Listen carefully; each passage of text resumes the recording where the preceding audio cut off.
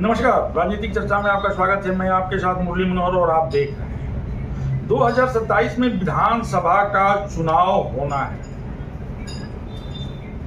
2027 के विधानसभा चुनाव की तैयारी सभी दल के लोगों ने शुरू कर दिया है। जहां पश्चिमी बंगाल के चुनाव परिणाम के बाद भारतीय जनता पार्टी किसी भी सूरत में उत्तर प्रदेश जीतना चाहती है 27 में, वहीं विपक्षी दलों के लोगों का होश उड़ गया है और सभी लोगों ने अब चुनाव की तैयारी अभी से शुरू कर दिया है। इसी क्रम में हम आपको ले चलेंगे उत्तर प्रदेश के मऊ जनपद में। मऊ जनपद में 4 विधानसभाएं आती हैं। मोहम्मदाबाद सुरक्षित, मऊ सदर विधानसभा, घोसी और मधुबन विधानसभा। मऊ सदर की अगर हम बात करें तो मऊ सदर में लगातार पिछले 5 चुनाव से मुख्तार अंसारी का कब्जा था। अब वो नहीं रहे, उनके लड़के अब्बास अंसारी का कब्जा है।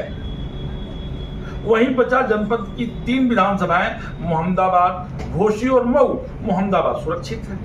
तो हम आज बात करेंगे मऊ सदर, मोहम्मदाबाद, घोसी और मधुबन को लेकर के। और आज हमारे साथ जो है भारतीय जनता पार्टी की नेत्री, मऊ जनपद नहीं बल्कि पूर्वांचल के माने जाने स्वर्ण व्यवसायी धर्मदत्त आर्य उर्फ बच्चा बाबू की बहू हैं और जनपद ही नहीं बल्कि पूर्वांचल के कई जनपदों में जो है आप बहुत बड़ी व्यवसायी हैं। आपके पति विजय ज्वेलर्स भी बहुत बड़े व्यवसायी हैं। आपके लड़के सूर्यांशु जी जो है एशिया के तमाम देशों में जो है व्यवसाय के लिए जाया करते हैं। और अब हमारे साथ जो है भारतीय जनता पार्टी की लगातार 2 बार मंत्री रही, इस बार भी मंत्री हैं, नीलम सर्राफ जी जुड़ चुकी हैं। हम जो है आपसे बातचीत करेंगे, कई बिंदुओं पे चर्चा करेंगे, हम विकास कार्यों को चर्चा करेंगे लेकर के, हम चुनाव को लेकर के चर्चा करेंगे और कुछ विवाद राजू राय को लेकर के उस पर भी चर्चा करेंगे। तो सबसे पहले जो है हम चर्चा करते हैं विधानसभा चुनाव पर। आपका बहुत बहुत स्वागत है और आप लगातार दूसरी बार भारतीय जनता पार्टी की मंत्री बनी है, इसके लिए आपको बहुत बहुत बधाई। 33% आरक्षण की बात जो है भारतीय जनता पार्टी कर रही है और लोकसभा में प्रस्ताव लाया गया और वो खारिज हो गया। लेकिन भाजपा चाहती है कि हम 33% आरक्षण महिलाओं के लिए करें। अगर 33% आरक्षण लागू हो जाता है तो क्या मऊ के किसी भी विधानसभा से आप चुनाव के लिए प्रबल दावेदार होंगी, चुनाव मैदान में उतरेंगी?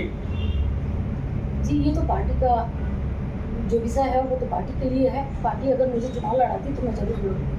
नहीं, ठीक है, पार्टी चुनाव लड़ाएगी, लेकिन सबसे बड़ी बात यह है कि आप टिकट मांगेंगी। बिल्कुल, डेफिनेटली टिकट मांगेंगी तब तो पार्टी चुनाव प्रचार तो तभी होगा।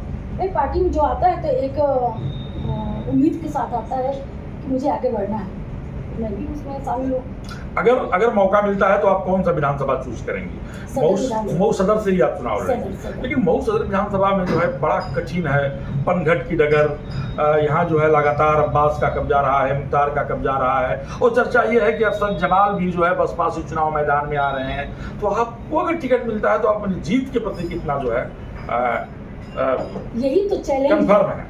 यही तो चैलेंज है। मुझे चैलेंजिंग रोल बहुत पसंद है जी।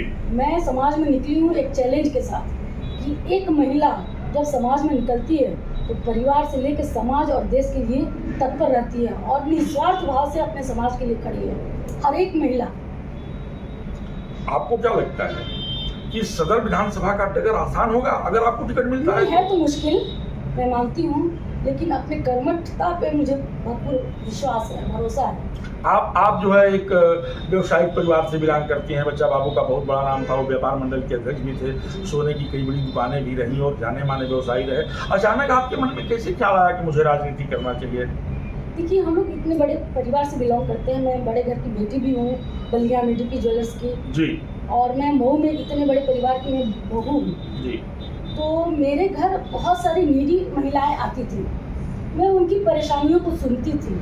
जब वो आती थी कि मेरे घर पे छत नहीं है, मैं बहुत कठिन परिस्थितियों में खाना बनाती हूँ, बारिश में मेरे घर पे खाना नहीं बनता है, जली हुई लकड़ी, मतलब गीली लकड़ियों से उनका भोजन नहीं बनता था, 2-2 दिन भूखी प्यासी रहती थी। तो मेरे मन में एक बड़ी वो दया भाव रहता था कि मैं कैसे इनकी परेशानियों को दूर करूँ। और आपने समाज सेवा ठाना। हाँ, और समाज सेवा राजनीति से ही शुरू होता है। बिल्कुल। तो मुझे लगा कि मैं इनरविल की प्रेसिडेंट थी, तो मुझे लगा कि जब स्कूल में मिड डे मील होता है तो उसमें बच्चों को भरपूर खाना भी नहीं मिलता था।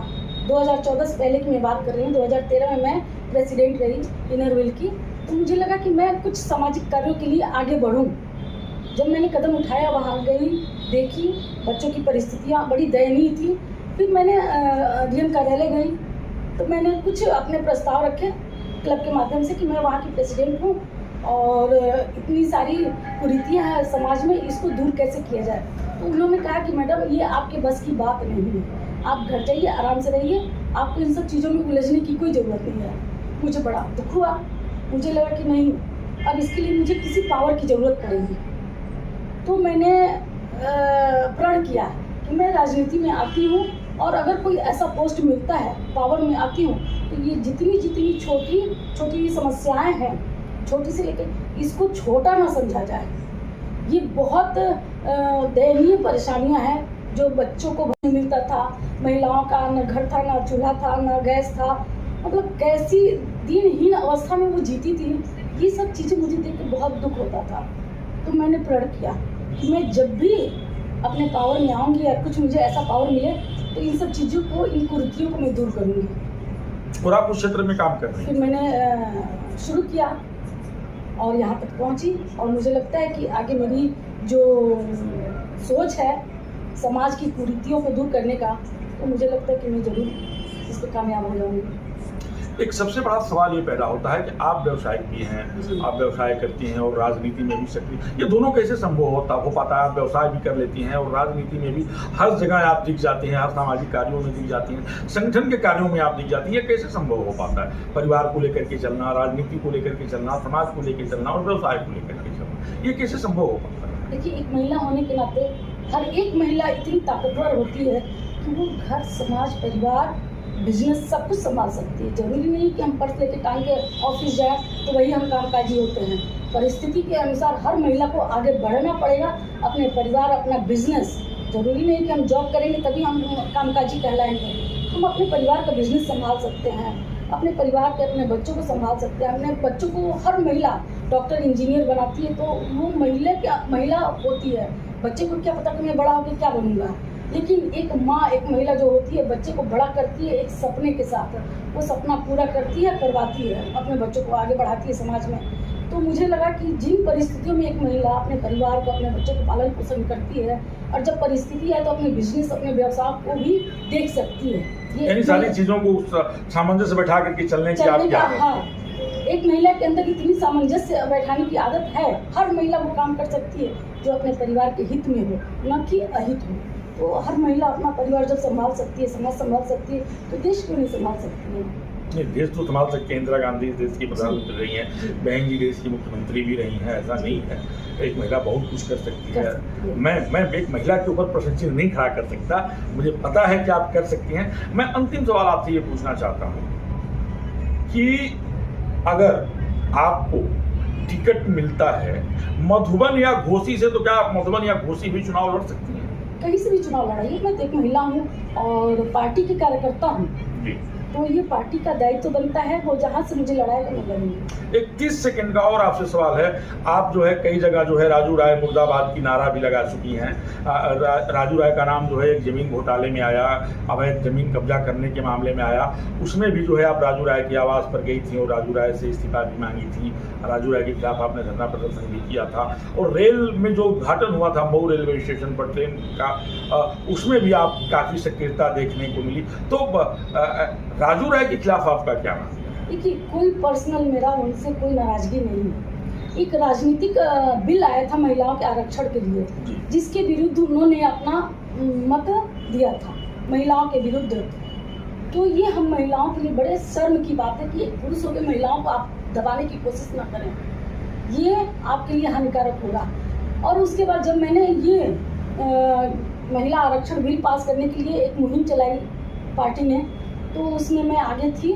तो हमारा विरोध इसी पे है, महिला विरोधी आप ना बने। आप पुरुष हैं तो अपना पुरुषत्व तो दिखाइए ना, अपना पावर दिखाइए, अपने पार्टी का, अपने पद का।